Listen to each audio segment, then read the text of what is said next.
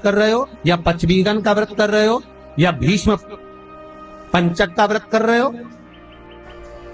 या कार्तिक स्मरण का व्रत कर रहे हो,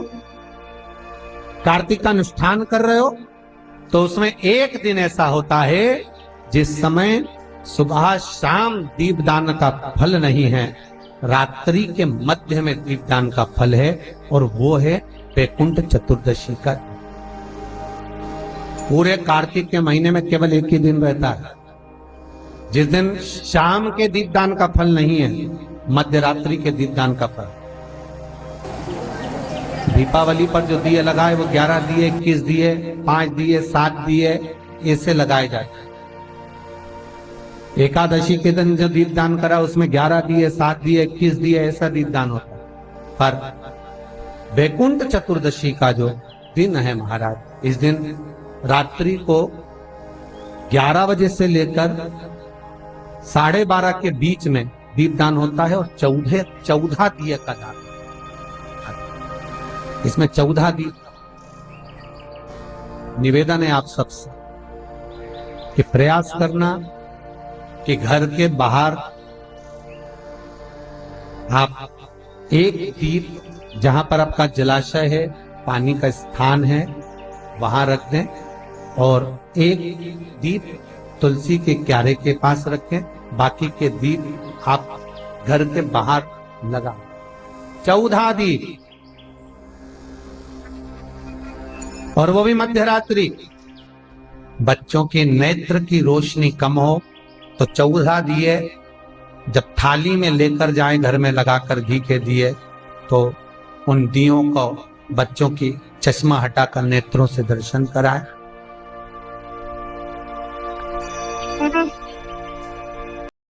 भगवान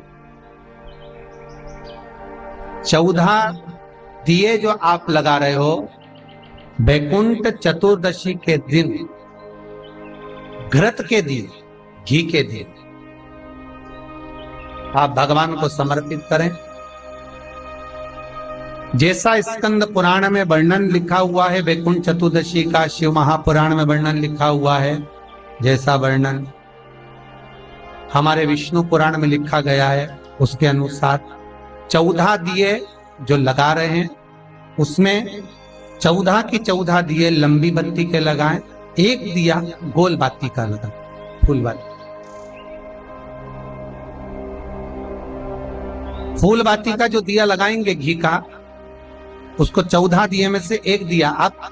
अगर कहते हैं दुनिया के लोग कि भगवान उन दियों को स्वीकार करता है कि नहीं करता, उस दिए में आनंद पाता है कि नहीं पाता, तो निवेदन रहेगा जब घी का दिया आप लगाएंगे 14 दिए में से,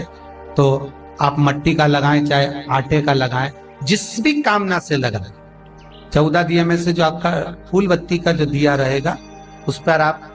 थोड़ा सा एक कटोरी तिरछी रखकर देखना, उसमें जो कालोच बने, उस कालोच को दूध में घोल कर देखना। अगर आपका निर्मल भाव और भगवान से पाने की ललकता और भगवान आपकी कामना पूर्ण का भाव रखता है, विश्वास है आपको, तो हरिहर मिलन का दर्शन आपको उस दूध में क्या होगा कि दूध, अगर अन्य दिए की कालोच आप डालेंगे तो दूध काला हो जाएगा,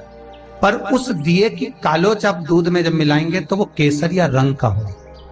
प्रैक्टिकल कर कर जरूर देखिए, आपको मालूम पड़े कि हरिहर मिलन का दीप, सुख देने वाला, आनंद देने वाला, जो भगवान के सम्मुख में आपने भाव से लगाया है,